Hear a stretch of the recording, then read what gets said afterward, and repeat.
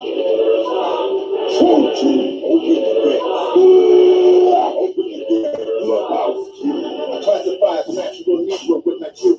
back to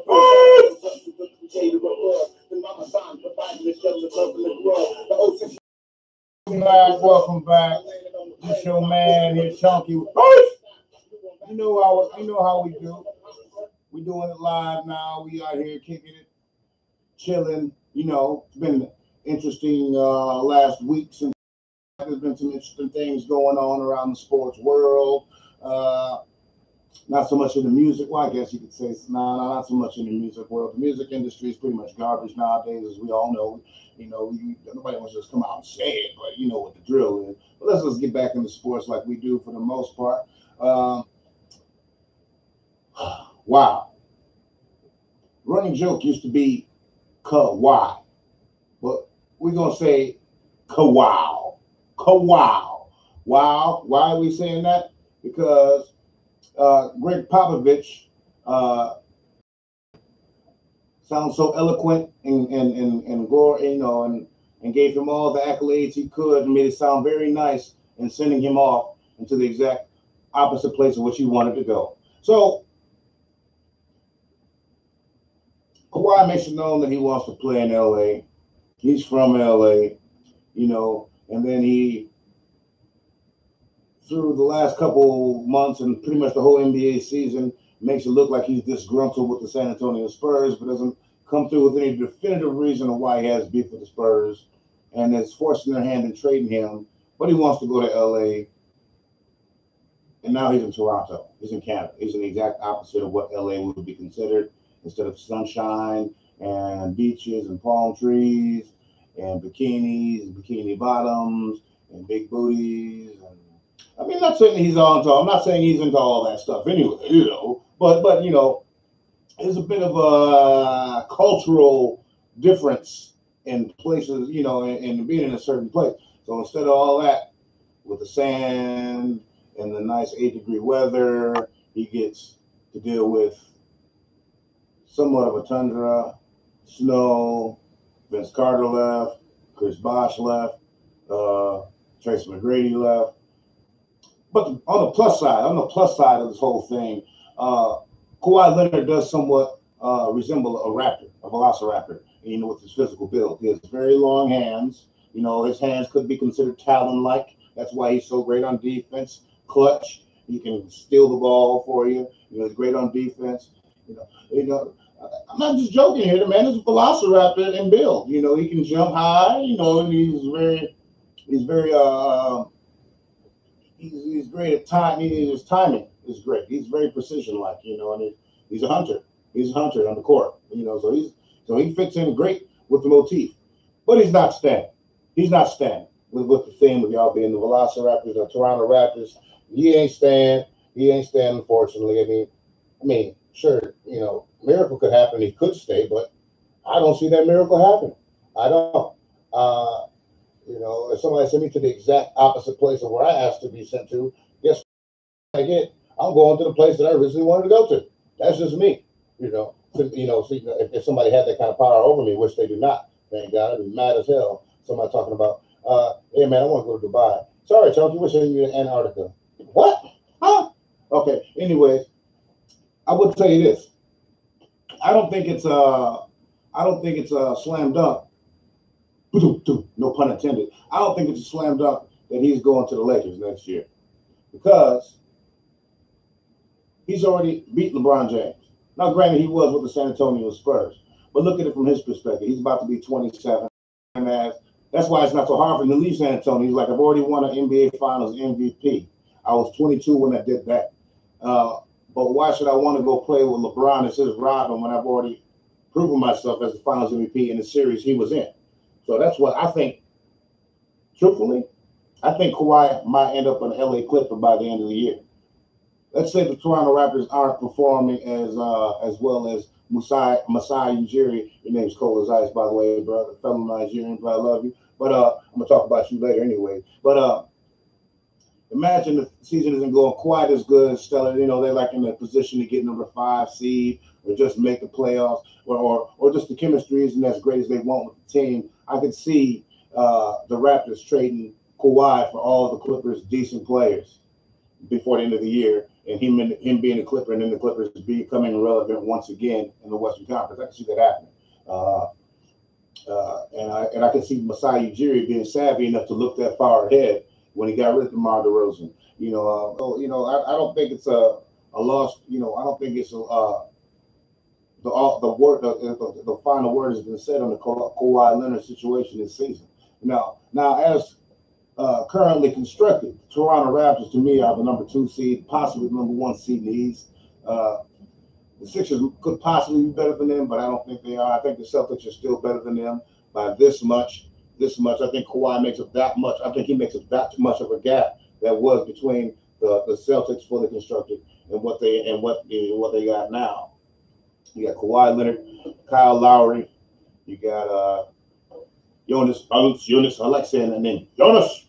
And you have Serge Ibaka, whatever's left of him. The young kid Van Fleet's good.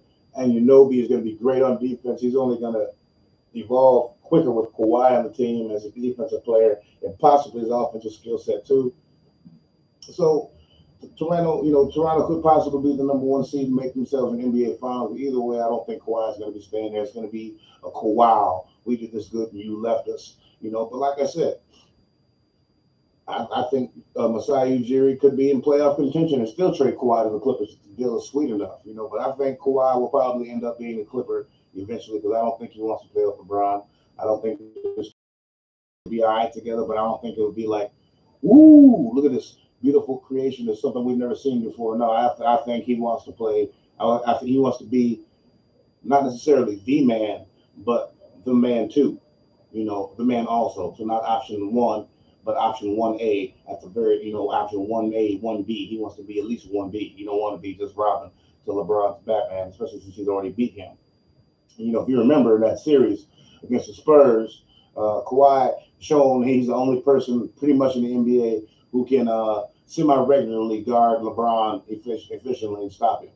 He's the only one, really, whose defensive prowess can rival LeBron's offense. Most guys, most of the time, just can't do nothing with LeBron. That's just what it is. That's I don't make the rules. LeBron made the rules, but who can guard him? Actually, the NBA has structured all the rules for everything to be solved right now, so nobody can guard LeBron like that. And we're not going to get into all that.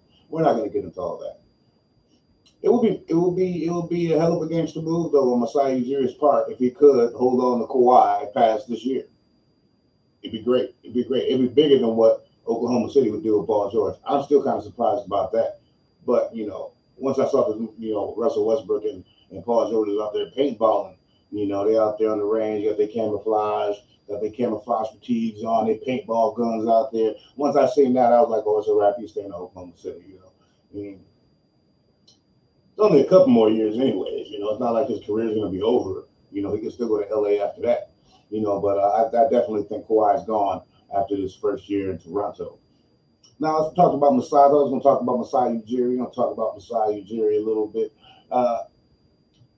Coming from DeMar DeRozan's perspective, I think you're pretty whack. I would think you're pretty whack too, but everything is business. But, this is one of the things I think is wrong with our society in general. The reason he gave for the DeMar DeRozan trade, I get tired of people, and it makes for a breakdown in a true communication. When people say things without saying anything at all, the reason he gave, was something like, well, he felt that the conversation he had, he didn't want to, say too much about what was going to be expected of this. Whatever, man, just say what it was. People want to know, did you tell this dude, or did you make your wording such that this dude believed that he was not going to be traded? Is the wording constructed in a way that he believes that? And obviously he believes that. And the homies that are on Twitter of his that are co-signing what he's talking about believe that. And I just think it's a weak move. If he just come out and say initially in the free agency period we had no intentions of trading DeMar, but then this opportunity, this opportunity we couldn't pass up presented itself, then we decided to make the move. Cool. Just say that. But all this funny. I didn't mean to say what I could have said. But what might not have been said, type of bullshit, it's rationale or reason that you give people, it just makes you seem more fraudulent. Then it just makes you seem fraudulent. It just makes you seem like you can't trust what this dude's talking about because he doesn't seem like you know what he's talking about because he's just talking in circles. So I think that was a pretty weak move on Ujiri's part. Like, bro, you're Nigerian, but just say what it is. Just say what it is. I don't come out like you did a couple years ago when y'all was getting ready to play Brooklyn. Y'all was getting ready to play the Nets in the playoffs and come out and say, fuck Brooklyn. Don't do it like that. Don't come out and be like, fuck DeMar. Yeah. Oh, double D ass motherfucker, DeMar DeRozan. Get the fuck. Don't come out like that and be like, but just say what it is. Like we felt you were expendable to get this piece and then for us to try to make this move and build a franchise around this guy. Just say that, but don't come with all that funny, funny sideways talk, man. Say it with your chest, man. Be a man. Shit. Say it with your chest. Say it with your chest. Understand? Now, DeMar DeRozan, I think that's going to be a nice, he's the kind of player that Greg Popovich can make better than what he initially would have been, I think. He's already a good player. I think DeMar DeRozan, his stock is going to, I don't think it's going to remain exactly the same. I think he's going to be a nice piece to San Antonio to help them build around. And I'm not saying he's going to be the number one. He's not going to be the centerpiece, for long term. But I'm just saying he's going to be a nice piece for them to help stay on track. But the big thing with the Spurs is going to be the most important is what happens with Greg Popovich. When he decides to retire, they're going to recede a little bit. They're going to be some hard times for them for maybe a year or two, a couple of years, because there'll never be another Popovich until they get a coach, the next coach that's after him, to set up their system the way they need to for it to be successful. The Spurs are going to be probably have some hard times after Popovich retired. But I don't know when he's going to retire. When Tim Duncan left, that obviously is not happening, and he's obviously still planning on being around now because he ain't announced his retirement yet this offseason, and Kawhi is gone. So Popovich, he's a soldier, man. He's cold as ice, but we're going to see what happens with the Spurs. What does that say besides, I don't know what that says about an organization when you offer somebody $200 million and they say, "Nah, I just want to go home. I want to play." I mean, maybe he really loves the hometown, LA. He must, if it's that important for him to pass up on that contract, they was going to give him, Kawhi Leonard. The one thing I noticed about Kawhi Leonard, he never really smiles, but never really frowns. He's always somewhere in the middle with his demeanor and decor. So, like when he was taking this picture with Masai Ujiri, you see him just like, it's not really a frown, it's not really a smile. And the most I can take away from a person like that is that you never know which way he's gonna go. Like you have no idea because he doesn't say shit. And just people talk for him, and hopefully he'll stop that. I think he should stop that because I think it's just going to be bad for him as far as like a PR blow in the future, dealing with teams, getting contracts. He needs to speak up more to the media himself. I'm not saying become this boisterous person, but just say what it is for you, man. Like, hey, if you want to go home to LA, I think it would have been better if he just like, I don't feel completely healthy right now. I know what the doctor said as far as me being ready, but I feel in my body I'm not ready with the when my body feels right here, in this whatever the part of his body is supposed to be hurt, But you got to say something, man. You can't just leave it up in the air like that and let people just sit around and speculate on what might or might not be wrong with Kawhi Leonard. I really don't care myself. I'm a Timberwolves fan. I knew you weren't coming here. We got our own problems to deal with. Jimmy Butler ain't happy. Karl Anthony Towns. Let's just switch over and talk about the Timberwolves right now. Timberwolves, tell you right now, let's trade Jimmy Butler right now. Make Carlito your centerpiece. Don't try. I don't know why you trying to extend Jimmy Butler right now. He wasn't going to take him $25 million. You got Mike Conley making $31 million. How the hell I'm going to be Jimmy Butler? I'm taking $25 million a year, and Mike Conley making 31. That's the one thing they say. Don't look in another man's pockets, but that's how are you not going to look in another man's pockets as a professional athlete when all they do is broadcast how much somebody makes when they sign a new contract? You have no choice. If I'm Jimmy Butler, I'm like 4 years, $100 million. You see what Mike Conley got last year? He got 5 years, 100, and I think it was like 100. $145, $150 million for 5 years. So basically, he's getting $31 million a year. Mike Conley. Guess how many games Mike Conley played last year? I think he might have played 6 games, 7 games. I don't know. I heard pretty early in the season they paying him all that money. All that money. All that. Yeah. All that money. And you know nobody's going to take that contract off the Grizzlies. Nobody needs a point guard that bad. Nobody. Nobody needs a point guard that damn bad to pay $31 million for Mike Conley. No. No. It's not happening. Now, Jimmy Butler, to me, he's a good player. He's a great player. But like I said, I think Timberwolves trade him right now. Get a couple pieces for him, a couple good pieces for him to put around Karl Anthony Towns and Wiggins. You're already foolish. I don't know how you let, but I like Bielitsa. I don't see how you let Bielitsa go play for Sacramento. You know, Sacramento act like they're trying to do something. Y'all ain't trying to do nothing. Y'all ain't never trying to do nothing. You didn't build around Boogie. You couldn't do nothing with Chris Webber. You know, those are the only two significant players I remember y'all having in your history, really. Because you had Mike Bibby, who now looks like he is a Mr. Universe candidate. His swole ass walking around on YouTube, taking pictures, looking younger than his son.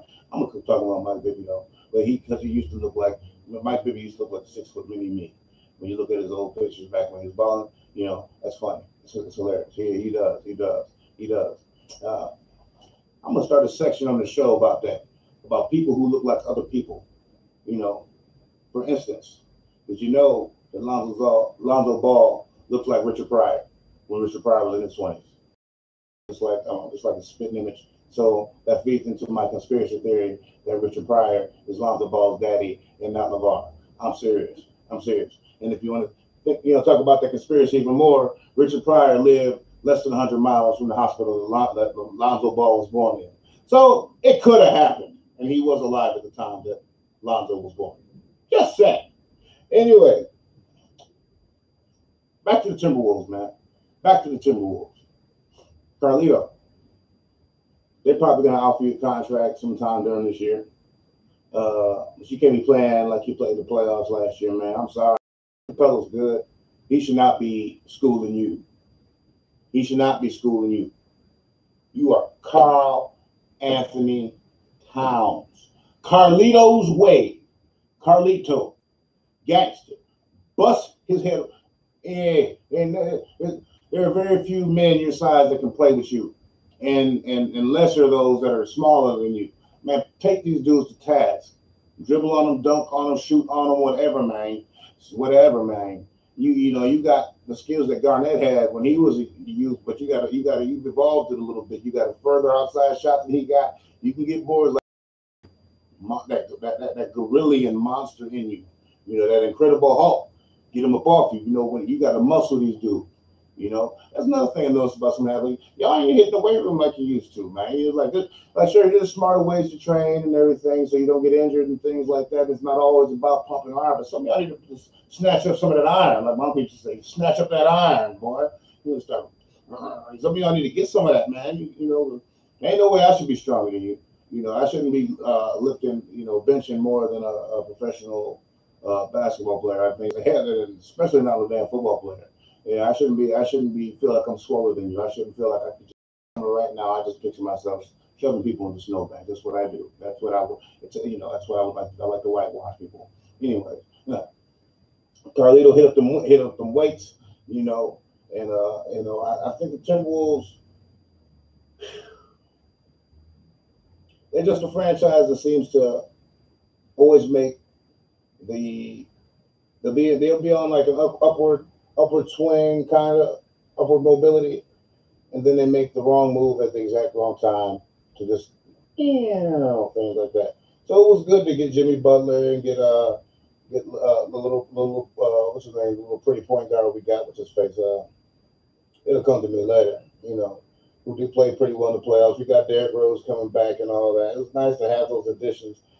But now you have to make the right decision to keep this upward mobility of your franchise. And the right decision, even though Jimmy helped get us to the playoffs, is to part ways and continue this upward mobility with some other veteran pieces around your young stars. That will be the correct move. But I think Tom Thibodeau is short-sighted. I don't think he's that great of a coach. I think he's all right. He's all right, you know. But that's what needs to happen, you know. Sometimes it does take hard work, and you know, and not looking for the quick fix, you know, to bring your team up to snuff. You know, the Vikings have learned that over time. You know, it's like not always the quick fix. I don't know about this Kirk Cousins business, but we're about to find out. You know, you found out about Brett Favre, didn't you? You know, but we're gonna find out. You know, so I see Jimmy Butler as a nice. He was a nice thing to get the franchise jump started again, bring some excitement back to the team. But they showed what their colors were once he got hurt. You know, they was losing all kind of games they should have lost. You know, so the Timberwolves just have to make the correct decisions at the correct time. You know, and right now, having discord in your locker room will be the correct time to get rid of a player that only has 1 year left on their contract. Just saying. Just saying. Moving on. Let's talk about the NFL. Talk about the NFL. And I'm going to talk to y'all about why yours truly will also be watching the Tennessee Titans games this coming NFL season. It's because of the homie Jarrell Casey. The homie Jarrell Casey is a man amongst men, in my opinion. He came out and said publicly he doesn't care about the penalties or, you know, for whatever policy, you know, whatever penalties are financial penalties they're going to inflict upon players who decide to protest the anthem during the anthem or whatever. Nobody's protesting the anthem itself, as we have to say over and over again, because ignorant people want to continue to disguise the protesting from something that is not. But Jarrell Casey has come out and said he's going to protest however he wants. He's going to do whatever he wants to do. He said he was one of the few that raised a fist last couple of years. And he said he's going to continue to protest and to bring awareness about the problems in the black community as he sees fit. And I can do nothing but applaud that man. Who got something to say about it? Y'all can kiss Jarrell Casey's ass. You can kiss my ass. You can kiss. Hey. I'm tired of people talking about, you know, try to put things in they try to compartmentalize things being for a certain time and a place. It's never the wrong time to do the right thing. It's never the wrong time to talk about the right thing. You know, like I'm gonna keep going and back on it. Don't tell an athlete just to stick to sports, because all these issues affect them just like they affect every other citizen. You know, once they get off that football field, sure, somebody might recognize them as being an athlete, but a lot of people don't too. But they still go through a lot of the same social. They see it happening to their family members. It affects them just like it affects us. So they have the right to speak on it and to use their platform to prioritize a marginalized people's position. They have that right, and I applaud him for taking that right and running with it. You know what I'm saying? So just like LeBron James, and whoever else decides to jump on in with Jarrell Casey, I applaud you too. You know, and so like I said, I'm not gonna boycott the NFL, because you have people like this who will make it worthwhile to watch it, because they're going to do what they do regardless of the owners and the silly policy they tried to enact, which they have now stalled that action on that. They're not doing that right now. They said, hold on now. Maybe we spoke a little too soon. You're damn right you spoke too soon, because people, all they did was make everybody angry. The people you're trying to please still ain't pleased. And the people that you're trying to bow down and kowtow to, so they will be quiet. They're still not pleased. And the people that you ended up taking away their rights, basically trying to violate their rights, they're angry too. And so now you made a bigger problem than what it would have been. This is what the NFL owners need to do. You need to all look each other in its face in the room and be like, we are the ones who run this league. So you will decide what you are going to do collectively without any outside influences. So whether the president got something to say, tell him to kiss your ass. He's only because it's been well documented, he's only doing this because you didn't let him in the NFL. So from the get-go, y'all should have been like, shut the hell up. We're gonna do as we see fit. And since you don't have a policy in place, y'all should just let it ride as it is. People ain't gonna stop watching like that. There'll be a couple people who stop watching for maybe a couple weeks. They might even stop it for a whole season because they don't want to see nobody protesting. They'll be back. They'll be back. Sorry, but if you just leave it open for people to talk about whatever injustice they want to, just leave it like that. You can protest how you want to, as long as it's not being disrespectful or desecrating the flag or America as a country, which none of them ever do. If anybody notices, taking a knee is a sign of humility. So if you're taking a knee for the anthem, for me, that's showing humility to the flag and deference and respect to the flag. Anybody who thinks different is foolish. Taking a knee is not a position of, oh, I hate this, or or it's not a sign of vitriol or disgust. It's a sign of humility. So for this conversation to be taken out of the context that it originally was, it just shows the lack of intelligence, the lack of general intelligence of our population. Just to fall for that. Like, why don't you ask your president why he's not more focused on international relations than what he is about what's going on in the damn sports arena? Why don't you do something about these reports of police on black violence? And why don't you look at those numbers and see how they're disproportionate to black people being killed and address that, instead of talking about what the damn these sports teams are doing. Talk about who you ain't inviting to the White House because they don't want to see your stinking ass. You know what I'm saying? Why don't you talk about something like that? People ask, if people who are supposedly in support of this moron would ask those questions, maybe things wouldn't be all misconstrued and out of place like they are. But you never want to ask those questions. You just want to blindly support. Blind support. It's foolishness. But hey, that's what the NFL owners should do. Tell him to mind his damn business and do what you do. Y'all do what you do. Your players do what they do. If they ain't breaking the law, why are you worried? Why are you worried? They're not taking a knee during the snap of the ball, are they? It's not affecting his job, right? His job performance, right? Shut the hell up. If you're not in support of social equality, then I don't know what kind of person you are.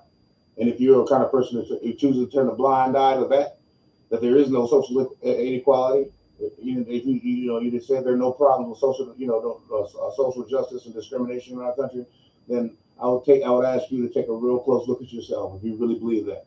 You think black people have been complaining for the last the last hundreds since we've gotten to have a voice, civil rights, the same issues coming up. People talk, music. People talking about getting shot by the police 30, 40 years ago. Whether you're talking about a song from, talking about a song from NWA, talking about police violence, that covers 40, 50 years, man. But no, we just making it up. We just been making it up for this long. Maybe you should really take a look and see what's really going on in your world that you think is just so perfect. It's pie. And, anyways, moving on to other things we're talking about today, man. Let's talk about. I'm not going to talk about LeBron. We're not going there. He gets enough coverage. He gets absolutely enough coverage.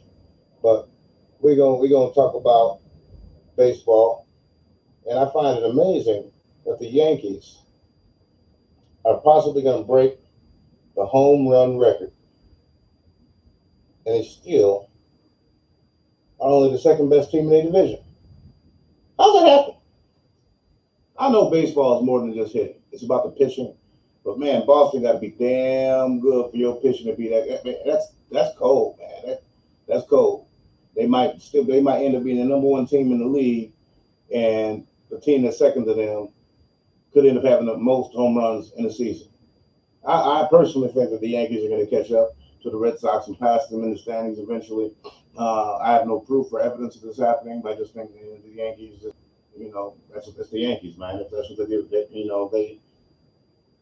they got a boatload of money to spend. They pretty much got a Golden State Warriors roster each year. Sure, last year the cast was young, but that's the thing about the Yankees. People don't give them enough respect for their farm system. They do draft well, and they do develop their players well, along with just throwing money out at whoever's the top free agent. They do both well, So I give them the Yankees that, the Twins have never shown the capacity to ever deal with them in the playoffs, as far as I've been a baseball follower. I'm not so pretentious to call myself a baseball fan. I know what's going on when the Twins are winning. You know, I'm not gonna bluff on you. You know, but I think the Yankees are going to catch up with the Red Sox eventually. You know, I'm not saying they'll win the World Series. I hope not. I think they got enough, but we'll see what happens with that. You know, and baseball is just not my thing. Just not my thing. You know, just not my thing. You know, but you know, as we were talking about earlier, the big news in the NWA was KAWHI. You know, but some other interesting things that have happened in the NBA this last week, I found interesting at least.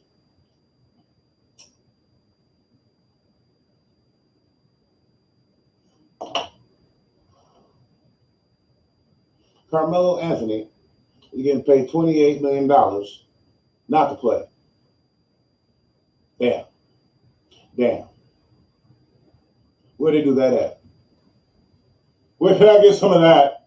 Where can I get some of that? So this dude was with the Thunder. He's going to get paid $28. They traded, the Oklahoma City Thunder traded him to the Atlanta Hawks for Dennis Schroeder, some other cats. And Atlanta immediately waived their rights to Carmelo, just saying, here, we're going to pay you $28 million. We don't want you, though.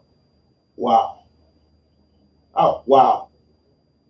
Wow. I wish I had that distinct, rarefied position to have signed a contract and then to become so devalued that I'm still bound to that contract, but I don't have to work if I want to.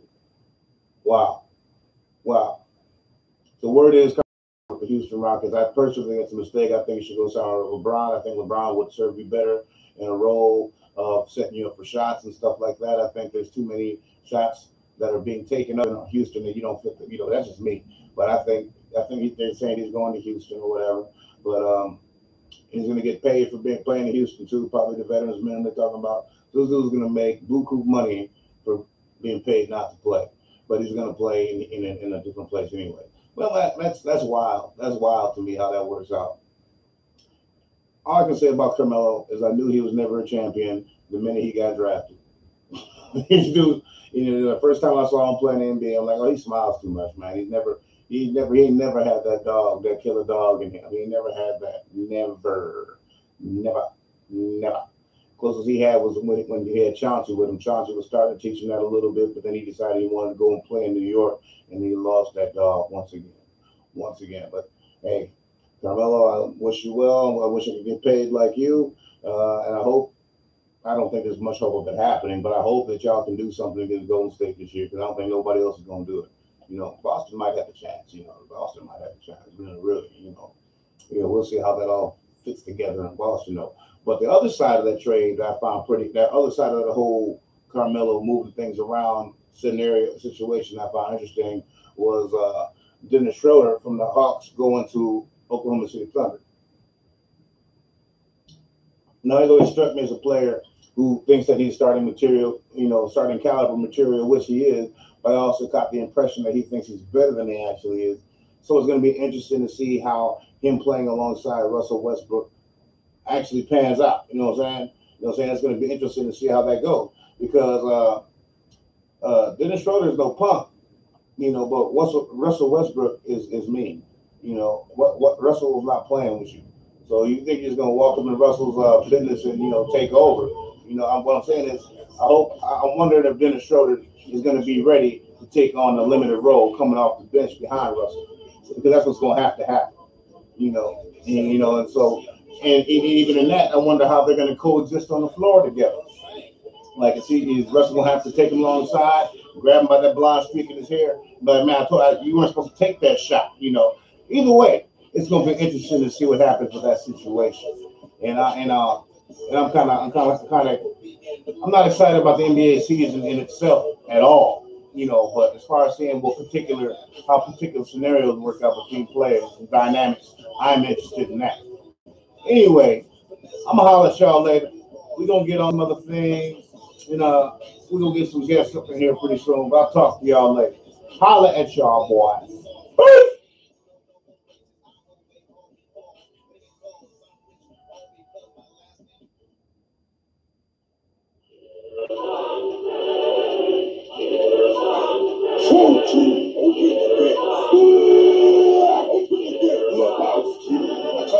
last match.